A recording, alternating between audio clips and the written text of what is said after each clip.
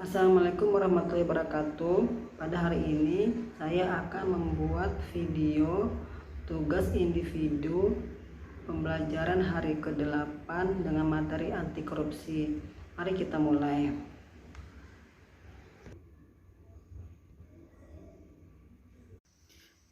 Pertama, uraian implementasi dari nilai-nilai dasar anti korupsi.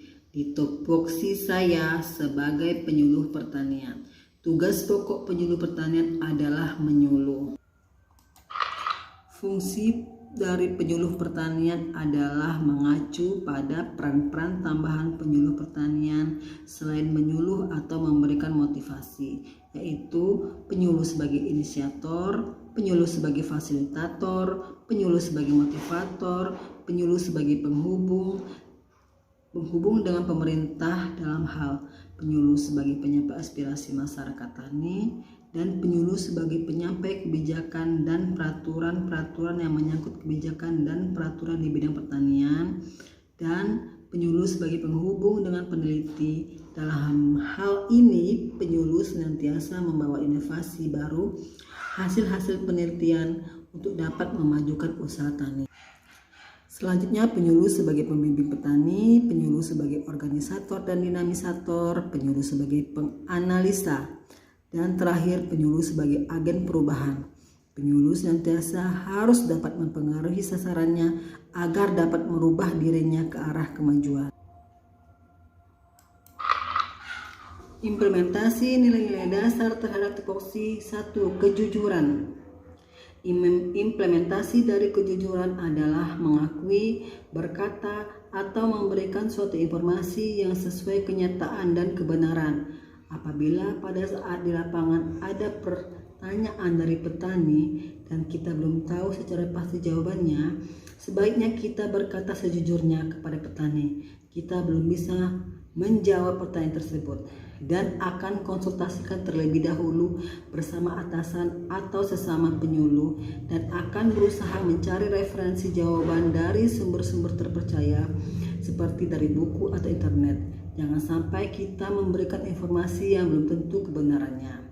Selain itu, implementasinya dapat berupa pencegahan sikap kita memanipulasi bantuan di bidang pertanian dari pemerintah pusat untuk kepentingan kita pribadi.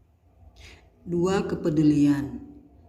Implementasi dari nilai kepedulian yaitu jika masyarakat tani membutuhkan bantuan dari uluran tangan kita, sebisa mungkin kita bantu mereka. Rangkul mereka seperti keluarga sendiri agar kita pun merasa bagian dari mereka dan dapat bekerja dengan setulus hati. Kapanpun petani membutuhkan masukan atau saran dari kita sebagai penyuluh, kita harus siap kapanpun. Jadikan itu sebagai amal jariah. Ketiga, kemandirian. Apapun permasalahan yang terjadi di lapangan, pada saat melakukan penyuluhan, sebisa mungkin diatasi sendiri tanpa bergantung pada orang lain. Apabila menemui kendala, medan lahan sawah yang terjal harus tetap dilalui dengan penuh semangat dan pantang menyerah. 4. Kedisiplinan. Kerjakan tugas pokok penyuluhan sesuai dengan peraturan yang berlaku. Salah satunya adalah datang tepat waktu ketika dibutuhkan keberadaan penyuluh oleh masyarakat tani. Jangan sampai petani menunggu penyuluh terlalu lama sehingga kegiatan mereka dalam bertani terhambat. Kelima, tanggung jawab. Tanggung jawab adalah keadaan wajib menanggung segala sesuatunya sebagai akibat pihak sendiri atau pihak lain. Bertanggung jawab atas apapun yang telah kita lakukan di lapangan. Kesalahan apa yang telah kita perbuat harus kita pertanggungjawabkan baik pada atasan, masyarakat luas maupun kepada Tuhan Yang Maha Esa. Keenam, kerja keras. Dalam tupoksi penyuluh sebagai inisiator yang senantiasa selalu memberikan gagasan atau ide-ide baru, penyuluh harus selalu berusaha mengembangkan inovasi dan ide-ide baru yang dapat memecahkan berbagai macam permasalahan petani sehingga dapat bermanfaat bagi masyarakat tani. Ketujuh, kesederhanaan. Dalam tupoksi penyuluh pembimbing petani yang senantiasa mengajar, melatih petani dengan teknik pengajaran orang dewasa berlandaskan sikap kesederhanaan. 8, keberanian. Dalam tupoksi penyuluh sebagai agen perubahan, penyuluh senantiasa harus dapat mempengaruhi sasarannya agar dapat berani merubah dirinya ke arah kemajuan. 9, keadilan. Di mana kaitannya dengan tupoksi penyuluh sebagai penghubung? Di sini penyuluh mempunyai kewajiban sebagai penyampai kebijakan dan peraturan yang menyangkut kebijakan dan peraturan bidang pertanian. Misalnya kebijakan berbagai bantuan dari pemerintah pusat di bidang pertanian, diantaranya bantuan benih, bantuan pupuk bersubsidi, maupun bantuan alat pertanian. Petani harus menyampaikan informasi bantuan tersebut, menyalurkan bantuan tersebut secara adil ke semua masyarakat tani yang membutuhkan tanpa pilih kasih dan memihak pada siapapun. Terima kasih. Kedua, rangkuman materi anti korupsi.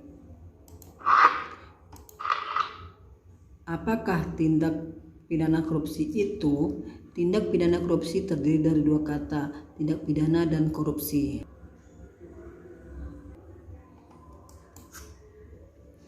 Tindak pidana adalah suatu perbuatan yang diancam dengan pidana oleh undang-undang, bertentangan dengan hukum, dilakukan dengan kesalahan oleh seseorang yang mampu bertanggung jawab. Apa itu korupsi? Korupsi berasal dari bahasa Latin corruptio dan corruptus yang berarti kerusakan atau kebobrokan. Jadi, korupsi adalah tindakan seseorang yang menyalahgunakan kepercayaan dalam suatu masalah atau organisasi untuk mendapatkan keuntungan. Tindak pidana korupsi. Terdapat 7 kelompok tindak pidana korupsi. 1. Kerugian keuangan negara. 2. Suap menyuap. 3. Pemerasan. 4. Perbuatan curang. 5. Penggelapan dalam jabatan. 6. Benturan kepentingan dalam pengadaan. Dan 7. Gratifikasi. 9 nilai anti korupsi berdasarkan KPK. 1. Jujur. 2. Peduli. 3. Mandiri. 4. Disiplin. 5. Tanggung jawab. 6. Kerja keras. 7. Sederhana. 8. Berani. 9. Adil. Untuk lebih gampang mengingat 9 anti korupsi adalah berjumpa di keras. Untuk lebih gampang mengingat 9 nilai anti korupsi adalah berjumpa di kertas. Berani, jujur, mandiri, peduli, disiplin, kerja keras, tanggung jawab, dan sederhana. Dampak perilaku korupsi. Berikut adalah fenomena dampak bila terjadinya korupsi yang berkelanjutan. Fenomena tentang kerusakan hutan atau lingkungan, fenomena tentang bangunan yang cepat rusak, fenomena tentang penegak hukum yang tidak dapat tegak atau berlaku adil, fenomena tentang layanan yang lama, sulit, dan birokrasi yang panjang, fenomena merebaknya narkoba, fenomena tentang negara yang melimpah namun tidak dapat memberikan kesejahteraan rakyat. Terdapat 3 aspek penting yang perlu disadari terkait pertempuran antara integritas dan korupsi. 1.